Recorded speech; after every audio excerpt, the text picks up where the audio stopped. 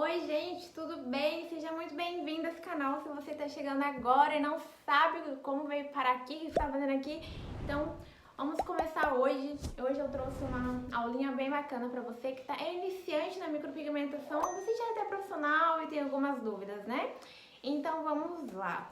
Hoje eu vou falar sobre qual a camada correta a atingir na micropigmentação.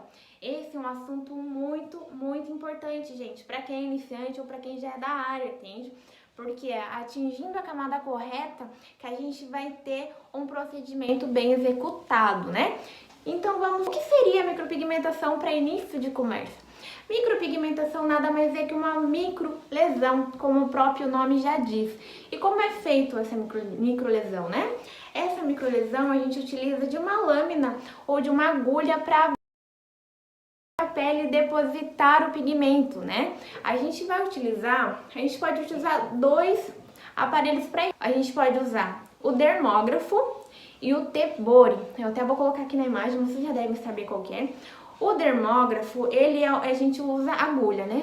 Com o dermógrafo a gente pode fazer fio a fio e pode fazer também efeito esfumado, mas eu não vou focar muito nisso. Ou o tebori, né? O tebori é mais usado para fazer fio a fio. E aí, para usar o tebori, a gente utiliza a lâmina. A camada a gente vai atingir com a lâmina. A gente vai atingir a camada subdérmica da pele.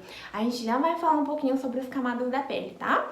E assim, quando a gente executa da maneira correta esse procedimento, a gente consegue ter uma duração de 6 meses até 1 ano, né? Esse procedimento de durabilidade. Hoje em dia, eu sempre falo, né, que durabilidade e naturalidade são duas coisas que não andam juntas. Se você quer um procedimento mais natural possível, menos ele vai durar. Esse é o nosso tema, né? Isso que a gente busca hoje em dia.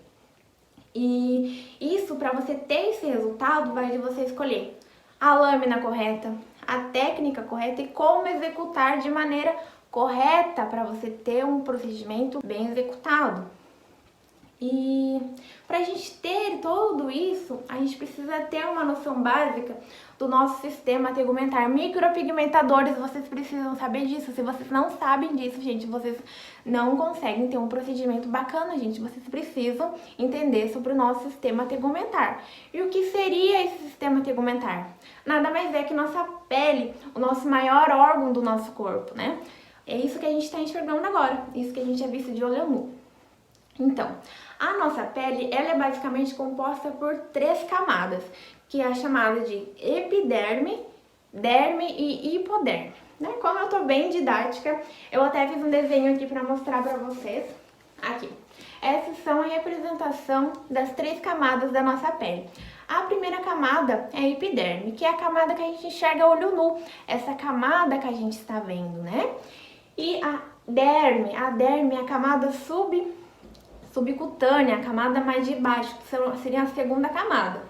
E a terceira camada, a hipoderme. O que seria a epiderme, que é a primeira camada?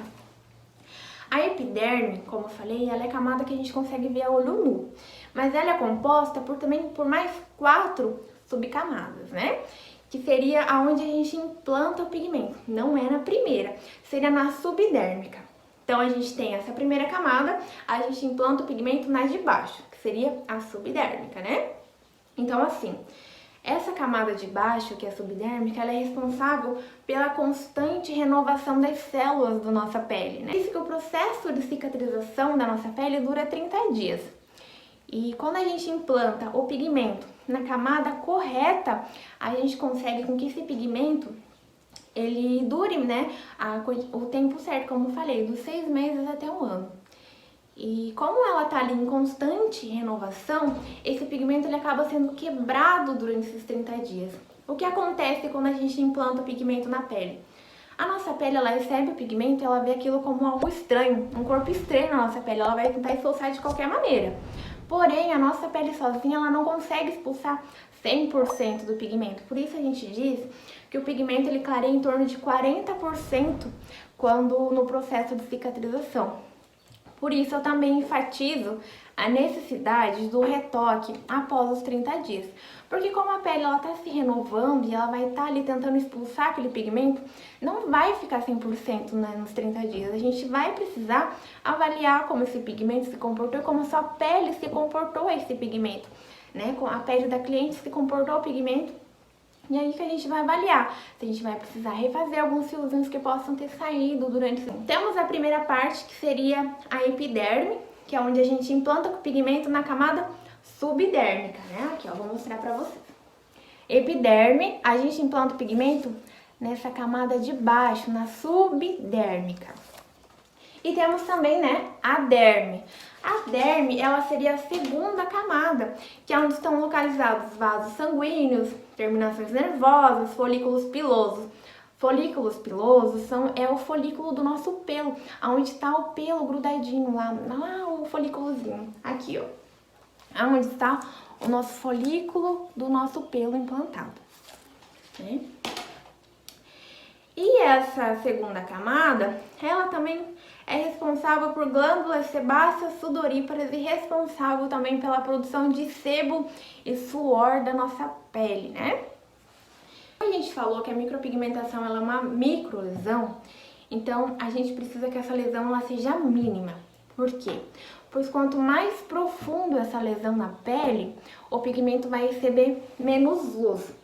O que a gente precisa, se esse pigmento receber menos luz, a gente não vai enxergar a cor do pigmento como a gente implantou. Ele vai acabar, se você acaba implantando, se você tem um peso de mão muito forte, esse pigmento vai acabar ficando muito saturado.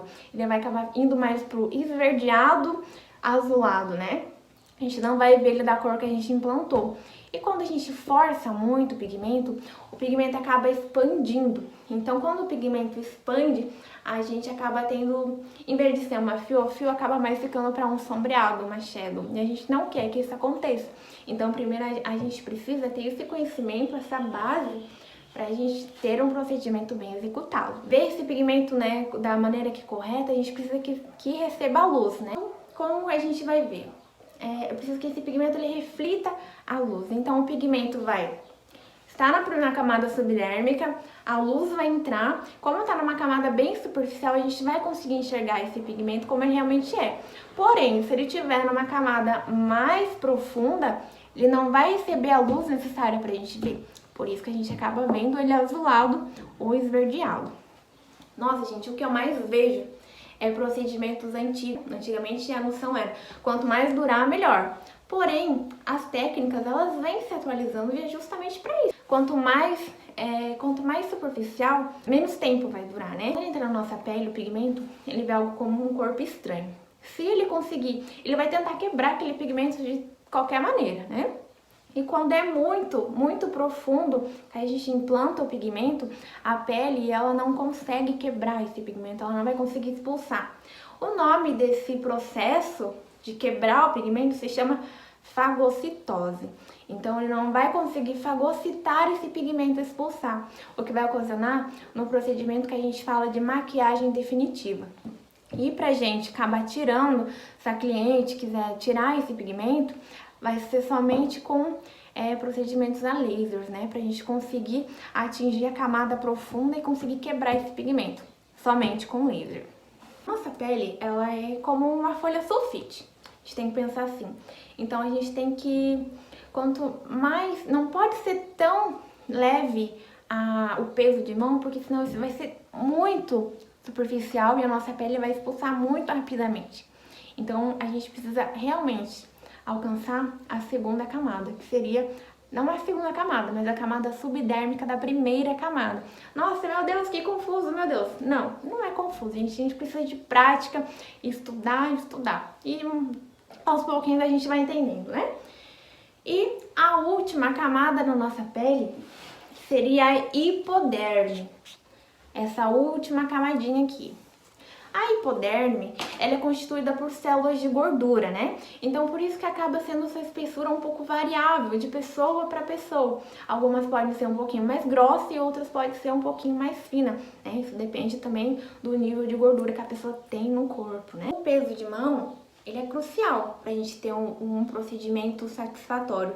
E para a gente conseguir saber o peso de mão correto, a gente precisa praticar, a gente precisa treinar, né? Essa é a melhor maneira. E aonde você pode praticar? Eu tô com medo de pegar cliente, nossa, vai que eu faço alguma coisa errada? Normal.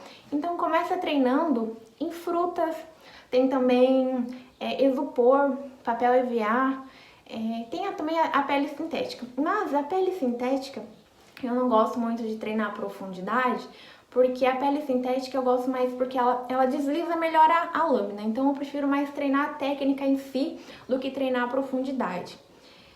O bom da fruta é que você consegue realmente ver certinho se você tá fazendo muito superficial ou muito profundo. Eu até vou gravar um videozinho pra vocês mais tarde de um treino da prática na fruta. Outro que é legal também que eu falei é nas tampinhas de marmitex que você pode usar. Porque como ele é um pouquinho mais molinho, você consegue ter o peso certinho para você não aprofundar muito. E quando você for praticar, também é muito interessante a gente praticar na cliente, né? Porque é só assim a gente vai ter, vivendo a experiência que a gente vai conseguir ter a noção. Então, você passou o anestésico certinho e está sangrando, então pode ser que você esteja atingindo a camada errada. Você pode estar atingindo a camada dérmica. Então, porque é ali onde estão localizados os vasos sanguíneos e as terminações nervosas. Então, se você vê que está sangrando e está doendo, nos próximos fios você diminui um pouquinho o peso de mão. Aí assim você vai tendo um pouquinho mais de noção de do peso, né? Um pouquinho mais de noção como você vai realizar os próximos fios. Se você gostou desse conteúdo, se você achou que eu consegui te ajudar de alguma maneira, não esqueça de deixar seu like, deixar seu comentário do que você achou dessa aula. Também dicas do que você gostaria de aprender, do que você gostaria que eu falasse aqui. Isso me ajuda muito, tá? E se você acha que alguém deveria ver esse vídeo, se você acha que alguém precisa saber, uma amiga que é micropigmentadora e tá na dúvida, tá com medo, manda esse vídeo pra ela. Ativa o sininho, porque eu vou estar sempre postando vídeos legais aqui com bastante conhecimento pra vocês, tá bom? Também vou deixar um linkzinho aqui embaixo do meu Instagram, onde você também pode me acompanhar, tá bom? Nas redes sociais. Eu agradeço pelo tempo que você passou nesse vídeo. Eu espero de coração que eu possa ter agregado algum valor pra você, tá bom? Um grande beijo e até a próxima!